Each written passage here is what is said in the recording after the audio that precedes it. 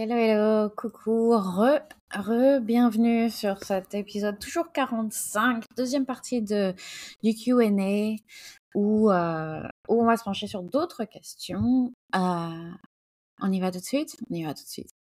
Première question. Que sais-tu sur le MDR? J'ai déjà essayé plusieurs fois sans succès. Est-ce que c'est comme tout, ça ne marche pas nécessairement sur tout le monde, ou bien ça n'est peut-être pas bien fait? Ouais, c'est ça. Ça n'est peut-être pas bien fait. Donc, l'EMDR ou l'EMDR, en anglais, c'est Eye Movement Desensitization and Reprocessing. Et en français, ça s'appelle l'intégration neuro-émotionnelle par les mouvements oculaires.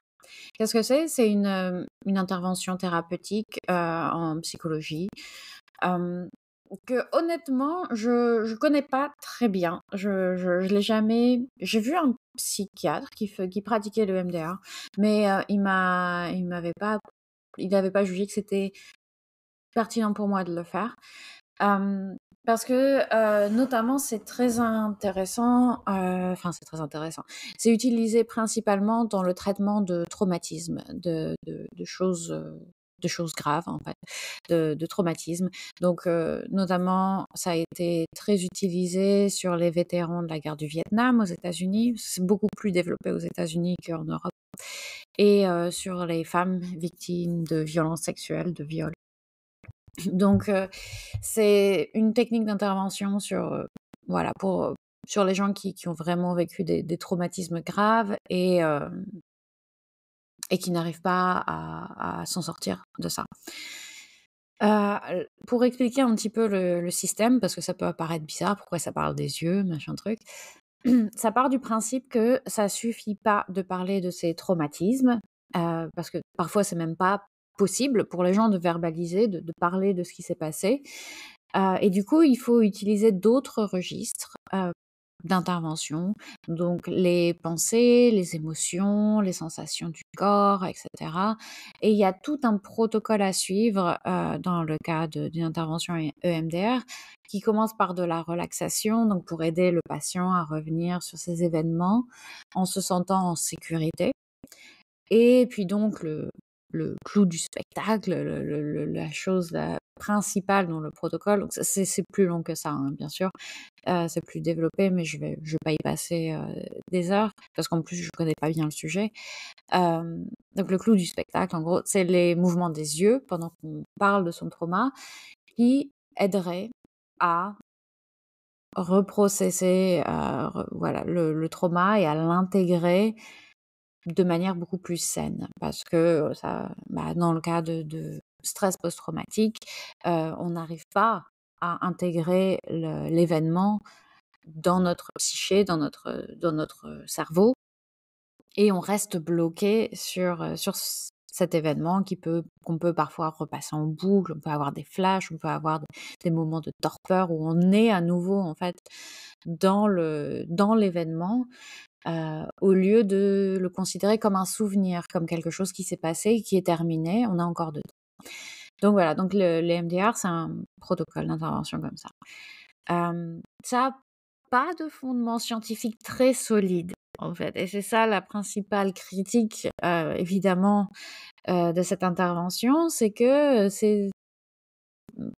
ça n'a pas, il n'y a pas eu beaucoup de recherches qui ont trouvé que ça avait un effet particulier. Je pense que ça peut ne pas être bien fait, effectivement, comme toute forme d'intervention et comme toute forme de thérapie, ça ne fonctionne pas sur tout le monde non plus. Donc il y a il y a des gens, j'imagine, qui ont trouvé ça très utile pour eux et qui, du coup, ont décidé qui ont vraiment vu que ça les aidait à intégrer leur traumatisme et leurs soucis, leurs soucis, oui, leur traumatisme, on va s'arrêter là. Il y a d'autres pour qui ça ne va pas marcher et ça a l'air d'être ton cas. Donc si ça t'a pas parlé, je te dirais, voilà, essaye autre chose, essaye d'autres formes de thérapie.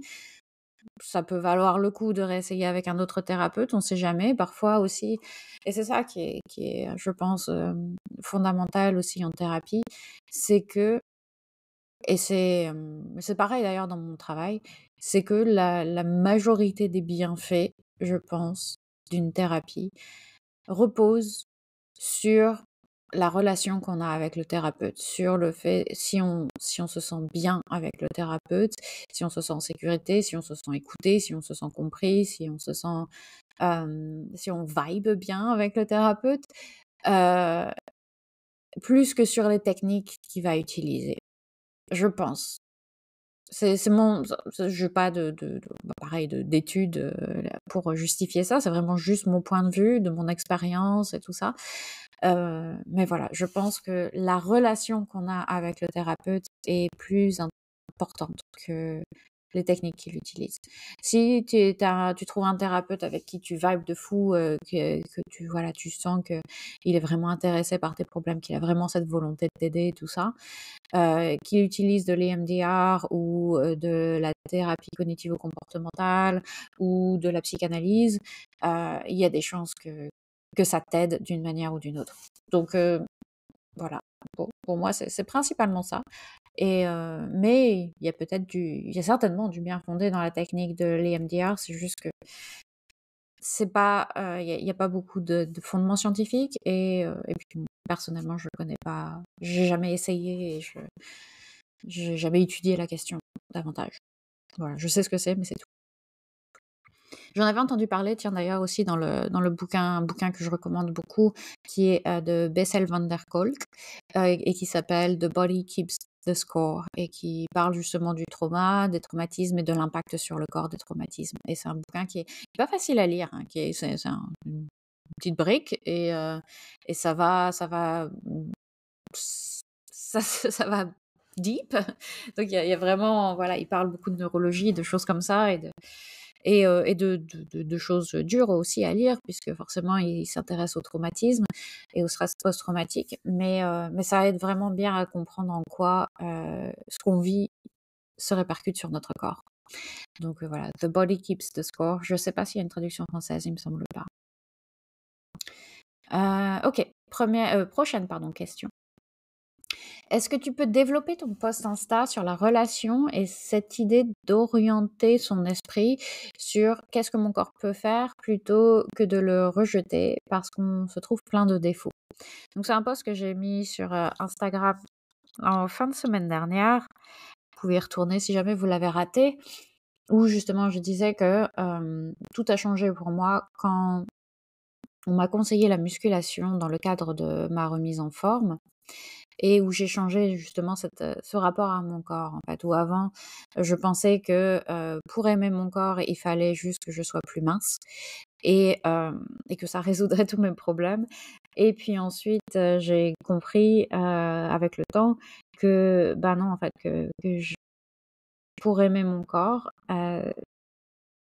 c'était beaucoup plus efficace de, le rendre plus fort, plus mobile et de vraiment l'habiter, en fait, et de me sentir chez moi dans mon corps pour ensuite mieux le traiter et heu et ouais, à développer cet amour et cette relation positive avec mon corps, me concentrer sur ce qu'il peut faire, ce qui me permet de faire, avoir cette gratitude envers mon corps, plutôt que de me concentrer sur son apparence. Parce que son apparence, de toute façon, c'est quelque chose qui est changeant avec la vie également.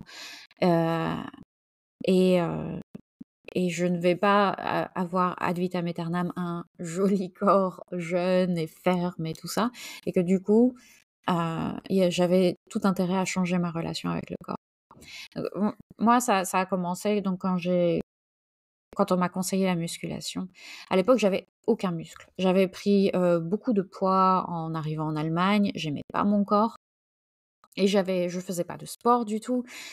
J'étais passée d'un boulot avant d'arriver en Allemagne, j'étais vendeuse, en jeux vidéo et j'étais debout à courir un peu toute la journée et puis je suis arrivée en Allemagne, je suis devenue testeuse de jeux vidéo et j'étais assise toute la journée et tous les soirs et je faisais pas de sport et je mangeais de la merde et du coup voilà, j'ai grossi, j'aimais pas mon corps et j'ai voulu avant tout maigrir, mais je suis très bien tombée, j'ai eu de la chance parce que j'ai trouvé un petit groupe sur internet, sur un forum auprès duquel je prenais conseil, qui était très branché, perte de poids oui, mais aussi musculation, en fait, renforcement musculaire, notamment parce que ça aidait, à la perte de poids, heu, d'une manière indirecte, mais ça aidait à la perte de poids et à tonifier le corps et à le rendre plus, attirant physiquement, mais aussi pour l'effet psychologique de la musculation.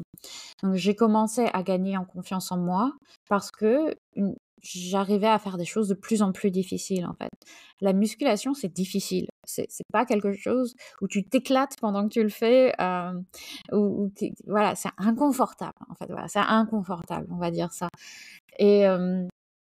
et de semaine en semaine, tu te rends compte que ç ça devient les poids ne deviennent pas plus légers, mais toi, tu deviens plus fort et tu arrives à soulever de plus en plus lourd et ça te donne une confiance en toi et ça se, retranscrit aussi sur notre mental dans le sens où on se rend compte que la vie ne devient pas plus facile avec le temps, mais juste notre capacité augmente. On arrive à gérer plus de choses difficiles. Donc il y a ce parallèle-là.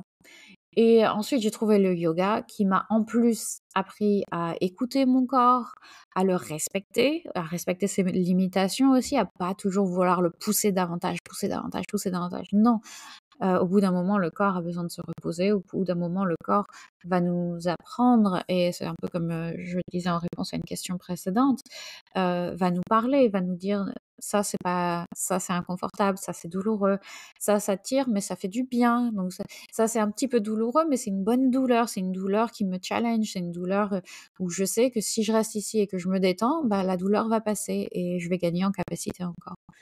Donc j'ai gagné en force avec la musculation, j'ai gagné en mobilité, et en force aussi avec le yoga, un autre genre de force. J'ai honoré les limites et les capacités de mon corps. J'ai commencé aussi à éprouver de la gratitude pour lui, grâce donc au yoga, surtout au yoga à ce niveau-là. Alors qu'avant, j'étais juste obnubilée par son apparence. Et là, en fait, j'ai déplacé le projecteur sur qu'est-ce qu'il peut faire et comment lui faire du bien. De quoi est-ce qu'il a besoin, mon corps, pour que je le traite mieux, pour être encore plus performant dans ces choses que j'aime bien faire? Il a besoin de repos, il a besoin de mouvement, il a besoin d'être nourri correctement et du coup, de façon un peu amusante aussi, quand on lui donne tout ça, quand on dort assez, quand on le laisse se reposer entre les séances de sport, quand on le fait bouger, quand on lui donne de la nourriture qui est vraiment nourrissante, et ben, son apparence s'améliore aussi, en fait. Donc il y a vraiment ce cercle vertueux qui fait qu'on voit qu'il fonctionne de mieux en mieux et donc on a envie de continuer ça, on a envie de ouais, de lui faire du bien et de se faire du bien, du coup et ça ensuite, ça irradie sur tout le reste aussi de notre vie où on se pas seulement sur le cerveau, mais aussi pas seulement sur le corps, mais aussi sur notre cerveau. Quand on se parle bien, quand on se fait des choses qui nous nourrissent aussi intellectuellement, émotionnellement, spirituellement, bah, c'est un cercle vertueux où on fonctionne de mieux en mieux, on est de plus en plus aligné avec nos valeurs, avec ce qui nous parle, ce qui nous touche et voilà et donc on continue à vouloir aller dans cette, lignée-là. Quand j'apprends à écouter et à répondre aux signaux de faim et de soif de mon corps, il se régule de lui-même. On n'a plus besoin de manger énormément ou de se starve, de se laisser mourir de faim, voilà, le corps apprend à ce qui est bon pour lui et quand je bouge, quand je le renforce, il est plus tonique, évidemment. Quand je dors suffisamment, j'ai une plus belle peau, je parais plus jeune. Donc c'est un cercle, voilà, vertueux je traite bien mon corps, ça me donne envie de le traiter mieux et ça me rend plus beau. Alors après, je dis pas, que je suis immunisée au complexe, hein. Bien sûr, j'ai de la cellulite, j'ai du gras dont j'aimerais me débarrasser. Mais je peux aussi dire que j'adore mon corps, que je me sens super bien dedans, que je me trouve bonasse, que j'ai mal nulle part, que je peux faire tout ce que je veux avec, qu'on a une super relation parce que je le respecte. Et ça n'a pas toujours été le cas du tout. Du tout, du tout. Voilà, je reviens de loin, je reviens de loin. Hem, mais voilà, je pense que c'est quelque chose, j'allais dire principalement les femmes parce qu'on a cette pression, de notre apparence physique que les hommes ressentent de plus en plus, mais quand même moins. Heu, mais ouais, je pense qu'on a tous eu où on a tous toujours une relation compliquée avec notre corps et voilà, je pense que c'est la manière la plus saine sans doute de s'attaquer aux problèmes plutôt que d'essayer les régimes à droite à gauche, les pardon, je les vraiment les crash diet, les choses qui sont les techniques qui nous donnent envie de contrôler notre corps, qui veulent le soumettre aux injonctions non seulement de la société, mais à nos injonctions à nous aussi, voilà, de vraiment essayer de soumettre et de contrôler notre corps. Non, est-ce qu'on peut au contraire avoir améliorer notre relation, avoir une approche beaucoup plus douce, plus aimante, plus compassionnelle envers notre corps et juste lui dire: «OK, de quoi tu as besoin?» apprendre à comprendre, à écouter les besoins et les désirs, de notre corps et à les honorer, c'est tellement précieux, c'est tellement précieux. OK, j'arrête, mon monologue, mon prêche. J'arrête pas mon monologue d'ailleurs puisque je vais passer à la question suivante, mais en tout cas sur ce sujet-là. Comment vaincre la revenge procrastination? Donc j'imagine que c'est, la revenge bedtime procrastination, la procrastination de revanche du sommeil, je sais plus le titre français. La revenge bedtime procrastination, donc cette procrastination, c'est quand on sait qu'on devrait aller se coucher, que le fait de rester réveillé va avoir un impact négatif sur notre journée le lendemain parce qu'on va être crevé. On sait qu'on devrait aller au lit tôt, mais on n'y va pas. On n'y va pas parce qu'on a l'impression de ne pas avoir profité de sa journée suffisamment, de son temps libre et du coup, on va fighter le sommeil, on va combattre sa sensation de sommeil pour rester réveillé plus longtemps. Même si on sait qu'on fait rien de très intéressant, mais juste on se dit: «Non, je veux pas aller dormir», un peu comme un enfant qui veut pas aller dormir. Comment vaincre la procrastination de revanche du sommeil?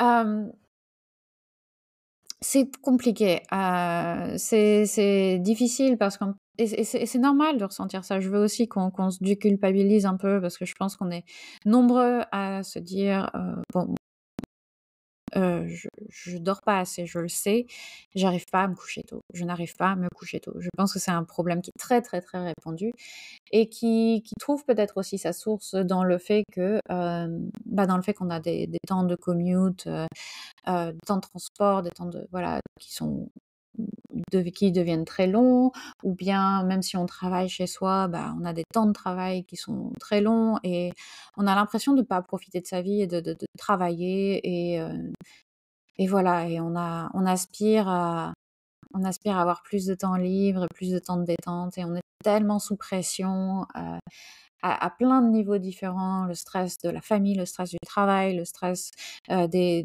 news qu'on voit à la télé, de la guerre, en Palestine, en Ukraine, de Trump, des autres, voilà, qui reviennent. On en a gros sur la patate et c'est normal qu'on ait envie de se détendre, voilà, de prendre du temps pour déconnecter. Et en même temps aussi, on a ces surstimulations de, Netflix et autres et du téléphone qui nous appellent toujours à nous divertir davantage et à nous anesthésier le cerveau. Donc c'est difficile de résister à tout ça. Bien sûr que c'est très difficile et je le nie pas du tout. Je sais que je vous encourage toujours à aller vous coucher plus tôt, à dormir plus, tout ça. Mais je reconnais que c'est quelque chose de très difficile. Hem, je veux pas vous culpabiliser davantage en vous disant: allez dormir, allez dormir, allez dormir». Mmh. Après, des choses qu'on peut faire pour vaincre ça. Pas de téléphone au lit. Alors là, par contre, là, par contre, je sais que c'est difficile, mais je sais que c'est aussi qu'il y arrive un moment où il faut se dire: «Il faut que je sois disciplinée à ce niveau-là». Je suis complètement pour la compassion envers soi-même, mais je suis aussi pour la fierce self-compassion, qui est de se dire, des fois, que il faut que je sois disciplinée, il faut que j'arrête d'écouter mes propres excuses et que cette chose simple, je la fais, point barre, je discute pas, voilà, je décide de faire ça. Pas de téléphone au lit, s'il vous plaît. Gardez votre téléphone dans une autre pièce. Passez-le, mettez-le, transformez-le. Moi, ce que j'ai fait, c'est que je l'ai transformé en brique à partir de 21:00. À partir de 21:00, je n'ai plus accès à grand-chose sur mon téléphone, juste, aux appels, importants. Heu, le reste, je ne peux pas l'utiliser et tous les soirs, après 21:00, je me retrouve paf, enfin, je suis sur mon téléphone à 21:00 en général. Je suis en train de regarder Insta ou non, pas Insta, parce que Insta, je l'ai bloqué plus tôt, maintenant, encore maintenant. Mais je suis genre sur Facebook ou quoi et puis d'un coup, pouf, vous avez atteint votre limite pour la journée et je me dis: «OK, d'accord, c'est chiant parce que j'étais dessus, mais c'est quelque chose que je fais pour moi et voilà, mon téléphone devient une brique, je le mets de côté et puis en général, voilà, je commence mon evening routine et je vais dans mon lit et je vais bouquiner. Hem, Ce qui est beaucoup moins stimulant pour, le système visuel et qui du coup permet de s'endormir plus tôt. Voilà, faites ce qu'il faut, mais virez votre téléphone de votre lit parce que c'est terrible pour le sommeil et pour la revenge bedtime procrastination parce que ça va vous garder, stimulé et réveillé le plus tard possible parce que ces applis, elles essayent de faire ça. C'est leur seul but dans la vie, de vous montrer plus de publicité et donc de vous garder plus longtemps sur l'appli. Voilà, virez le téléphone du lit. Deuxièmement, la morning routine qu'on kiffe, comme, je disais je pense dans l'autre, la première partie, trouver une morning routine qui vous donne envie de vous lever le matin. C'est beaucoup plus simple, en fait. Quand on arrive à avoir une routine le matin qui nous donne envie de sortir du lit parce qu'on va retrouver son chinchilla, parce qu'on va faire quelque chose qui nous kiffe, qui nous plaît et qu'on kiffe et tout ça, ça va vous motiver à aller vous dormir, à aller vous coucher plus tôt et à dormir et à vous lever le matin. Idéalement, si vous pouvez, coupler votre morning routine avec la lumière du soleil, donc à aller, faire par exemple, une petite marche de 10 minutes dehors, avoir la lumière du soleil, la lumière du sommeil, la lumière du soleil dans les yeux tôt le matin, ça va déclencher la release le relâchement de la mélatonine le soir et donc ça va vous faire vous sentir fatigué le soir. Une bonne routine du soir, elle commence le matin, en fait et si vous avez du mal à vous sentir la fatigue le soir, ça peut être un bon début de, le matin, regarder la lumière du soleil pour déclencher la mélatonine plus tard, pour, avoir un rythme circadien un peu plus sain. Puis comprenez que plus de sommeil, ça donne une vie plus belle. C'est aussi con que ça, mais comme je disais avant encore, quand on dort bien, quand on dort assez, tout est plus facile, on est moins émotif, on va moins se jeter sur de la nourriture de merde, donc on va mieux nourrir son corps, on va avoir plus d'énergie dans la journée pour faire plus, de mouvements, d'exercices, mais aussi, plus d'énergie, cognitive, mentale pour mieux travailler, être plus productif, être mieux concentré et vraiment vivre une meilleure vie en général. Donc c'est hyper important déjà de comprendre l'importance du sommeil et d'en être intrinsèquement convaincu.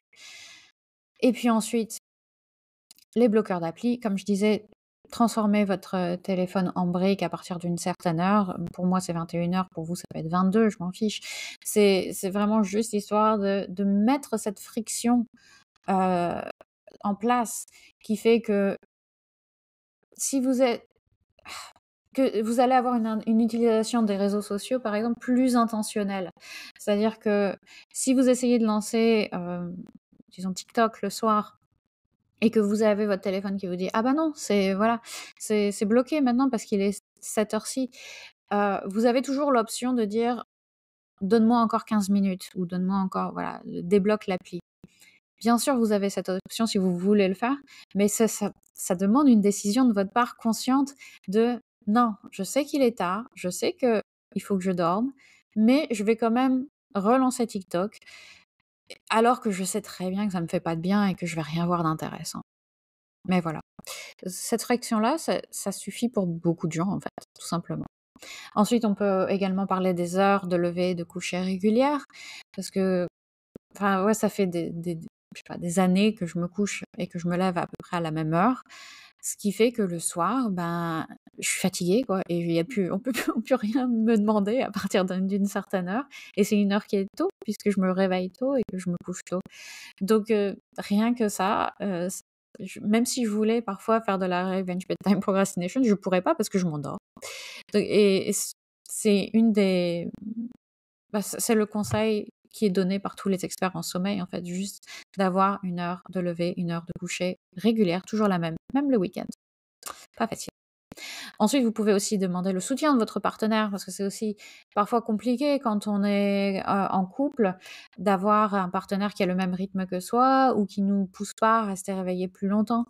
Donc, je sais que dans mon cas, avec Liam et moi, on avait un rythme de sommeil très, très différent. Il se couche beaucoup plus tard que moi, mais jamais, il m'a dit, «Oh bah non, reste réveillé», voilà, parce il sait que c'est important pour moi, donc il va moins il va pas, m'empêcher d'aller dormir. Donc demander le soutien de votre partenaire, c'est important. Et demander le soutien d'un coach pour vous soutenir aussi dans cette démarche. Ça peut être moi, ça peut être quelqu'un d'autre, mais de voilà, avoir quelqu'un qui vous demande des comptes, qui vous dit: «OK, tu as réussi, qu'est-ce qui voilà, qui vous demande quels sont les obstacles que vous avez rencontrés à vous coucher plus tôt, à dormir mieux». Parce que parfois ça peut être, des réveils pendant la nuit, ou ça peut être, que vous avez trop de stress, en fait, dans le corps, qui fait que vous n'arrivez pas à vous endormir le soir, ou que vous vous réveillez pendant la nuit et votre cerveau commence à cogiter. On peut travailler là-dessus aussi, sur la réduction du stress, et trouver d'autres moyens de vous donner le sentiment de profiter suffisamment de votre vie, parce que vous êtes plus épanoui en général, que de rester sur le téléphone jusqu'à pas d'heure. Et d'ailleurs, notre dernière question du jour, c'est: comment limiter son temps d'écran sur le téléphone? Ah, la grande question. Heu, je vais commencer avec pareil, une petite liste enfin, le même genre de conseils que je viens de donner avec la question précédente, qui était de supprimer les applis chronophages, par exemple, ou d'utiliser des bloqueurs d'applis pour essayer, pour augmenter la friction. J'ai entendu aussi de passer son téléphone en noir et blanc, pour, le rendre moins attractif, moins voilà, les couleurs qui nous gardent, engagés, avec, voilà, avec le téléphone. Donc ça peut passer par des choses comme ça qui sont très, factuelles, très, voilà, simplement on n'a plus accès, donc on est obligé d'être limité sur son téléphone. Mais, j'ai envie de dire aussi, ce qui est à mon avis plus intéressant, c'est de comprendre pourquoi on y passe autant de temps, en fait. Qu'est-ce qu'on aime dans cette habitude? En quoi ça nous sert d'utiliser son téléphone autant? Est-ce que c'est, peut-être un moyen de gérer son stress? Est-ce que ça nous permet, voilà, de nous évader, de ne pas réfléchir aux choses qui nous perturbent, de ne pas être seul avec nos pensées? Est-ce que, c'est parce que, on s'ennuie souvent? Est-ce que c'est je sais pas. Pourquoi? Pourquoi est-ce que vous passez autant de temps sur votre téléphone? Est-ce que c'est juste une habitude? Et est-ce qu'il suffirait juste de disrupter cette habitude, de la remplacer par quelque chose d'autre? Donc réfléchir à ce qu'on pourrait faire pour obtenir des bienfaits similaires à ce que le téléphone nous apporte, mais autrement. Est-ce qu'on peut remplacer le téléphone par autre chose, par une autre habitude ou par autre chose, tout simplement? Donc, bah, comme dit, par exemple, voilà, moi, avant, j'étais sur mon téléphone le soir dans mon lit et effectivement, je sentais que je m'endormais, mais je continuais à scroller, à scroller, à scroller. En plus, je scrollais Twitter, ce qui est particulièrement déprimant. Donc je me suis rendu compte que ça me faisait vraiment pas de bien et c'est là que j'ai décidé de OK, à partir de 21h, mon téléphone déjà, j'ai supprimé Twitter. J'ai, passé mon téléphone en mode brique à partir de 21h et j'ai remplacé cette habitude parce que j'ai quand même envie de me libérer un peu le cerveau avant de dormir. Maintenant je lis. Je lis. Je voulais aussi augmenter, ma lecture, mon temps de lecture, donc je fais ça. J'ai remplacé le téléphone par autre chose. En journée, ça peut être, autre chose aussi. Si vous avez tendance à, vraiment regarder votre téléphone super souvent, hem, un autre conseil, c'est de ne plus avoir de notifications, en fait, sur votre téléphone. Virez les notifications, à part peut-être les messages de votre partenaire ou quoi, ou de l'école de vos enfants. Heu, Ça évidemment, gardez ce qui est important, ce qui doit être, géré tout de suite.